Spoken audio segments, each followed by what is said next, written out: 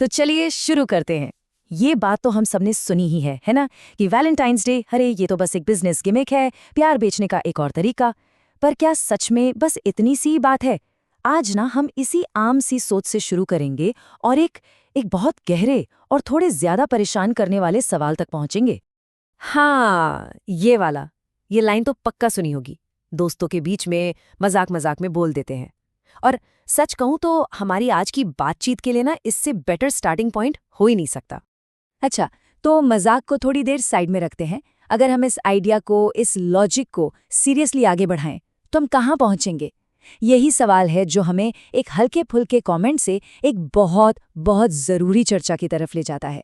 चलिए देखते हैं कि ये रास्ता हमें कहाँ ले जाता है। देखिए, जैसे ही इस बातचीत में दहेज या डाउरी शब्द आता है ना, पूरा गेम ही बदल जाता है। बात अब सिर्फ चॉकलेट्स और गुलाब के व्यवसायीकरण की नहीं रह जाती। नहीं, अब हम बात कर रहे हैं स्ट्रक्चरल इकोनॉमिक्स की, और इस गहरे सामाजिक दबाव की जो लोगों की जिंदगी पर असर डालता है। ये तुलना थोड़ी चुभती है ना? और वो इसलिए चुभती है क्योंकि इसमें एक कड़वा सच है। ये हमें मजबूर करती है ये देखने के लिए कि ये दोनों चीजें, जो शायद ऊपर से एक जैसी लगे, उनमें असल में जमीन आसमान का फर्क है। चलिए इसको थोड़ा आराम से तोड़कर देखते हैं। देखिए, एक तरफ है वैलेंटाइन डे। यहाँ खर्चा करना या ना करना ये अपनी मर्जी है, वॉलंटरी है, और ये दो लोगों के बीच की बात है। पर दूसरी तरफ जब शादियों में दहेज जुड़ जाता है, वहाँ परिवार और समाज का दबाव आ जाता है। ये सिर्फ एक खर्चा नहीं रहता, ये एक तरह से आर्थिक जबरदस्ती बन जाता है। परिवारों को कर्ज में डुबा सकता है और लैंगिक असमानता को और मजबूत करता है। और यहाँ एक और बहुत बड़ा फर्क सामने आता है। देखिए, भारत जैसे देशों में डाउरी प्रोहिबिशन एक्ट 1961 के तहत ये कानूनी तौर पर बिल्कुल गैर कानूनी है, इल्लीगल है। लेकिन फिर भी ये गिफ्ट्स, रिवाज या उम्मीद जैसे अलग अलग नकाब पहनकर जिंदा है।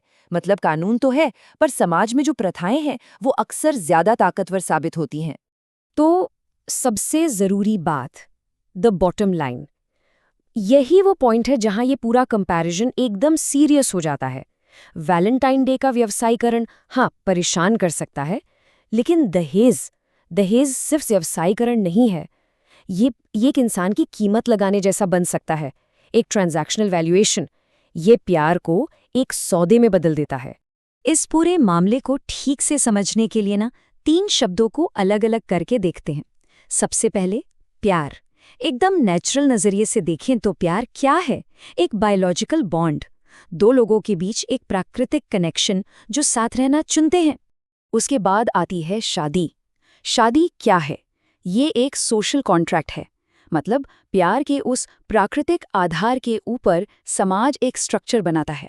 इसको समुदाय और संस्कृति की तरफ से मान्यता मिलती है, एक सोशल लेयर है बस। और आखिर में दहेज, ये क्या है?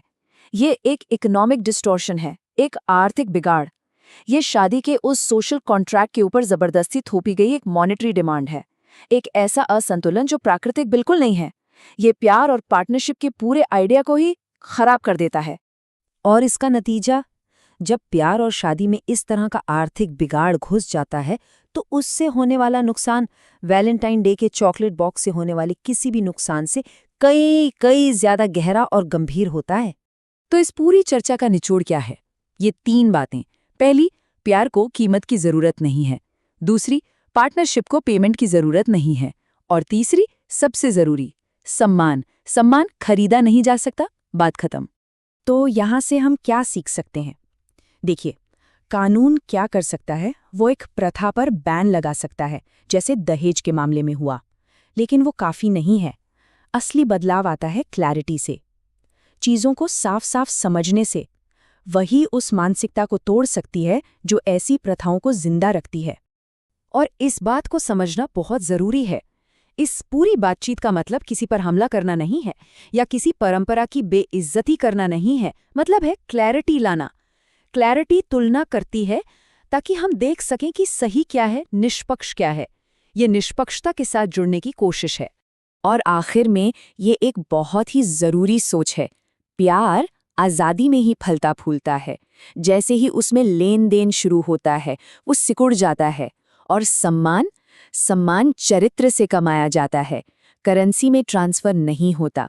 ये एक बहुत ज़रूरी याद दहानी है कि रिश्तों की असली कीमत क्या होती है।